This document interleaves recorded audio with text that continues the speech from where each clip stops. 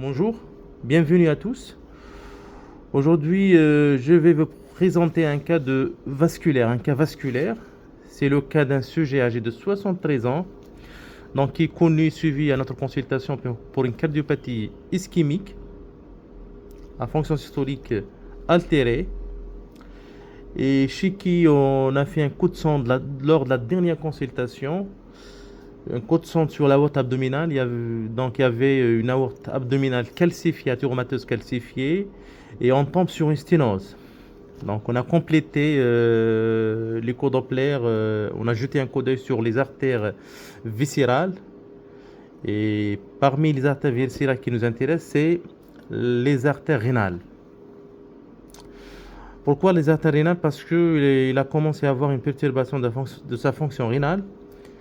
Donc voici les images des artères rénales. Parce que la dernière fois, j'ai fait l'écho Doppler et je tombe sur une sténose serrée osteo-proximale de l'artère rénale droite.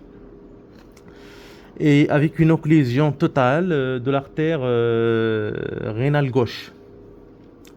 Mais il y avait un aspect de rein ischémique à droite et le rein gauche n'était pas ischémique. Donc, le rein droit, pratiquement, elle avait un aspect normal. Donc, on a complété, vu la sténose, etc. Donc, on a décidé de faire un geste de revascularisation à type d'angioplastie, avec stenting, de l'artère rénale droite. Parce que l'artère rénale gauche, elle était occluse, il n'y avait pas d'indication, certes, avec un flux qui n'est pas vraiment démodulé, donc enregistré au niveau des artères interlobaires.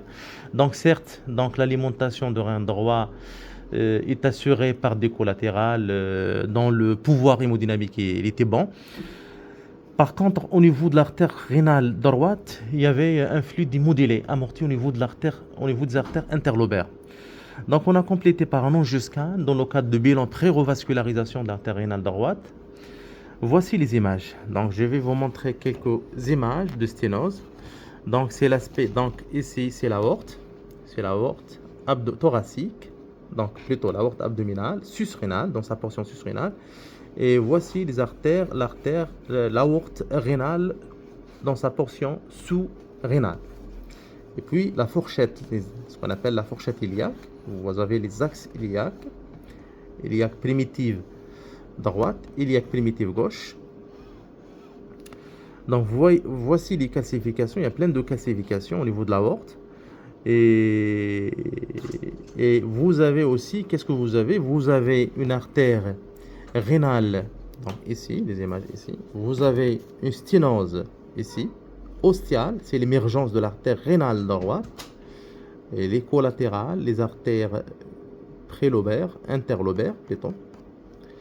Donc au niveau de l'ostium, vous avez un rétrécissement, donc un foyer de sténose ostiale avec une dilatation post-ostiale, post-sténotique ici.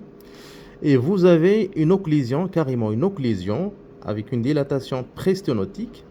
Vous avez carrément une occlusion. Donc, il y a une amputation de flux, donc pas d'opacification du reste de l'artère rénale gauche. Donc, un foyer d'occlusion.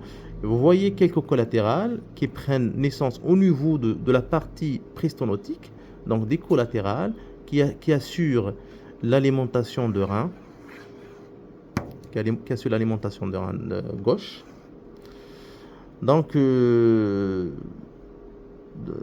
geste qu'on propose chez lui, c'est la revascularisation parce que c'est bon. Donc, vous avez de collatéral. Donc, la perfusion de rein gauche est assurée par des collatérales.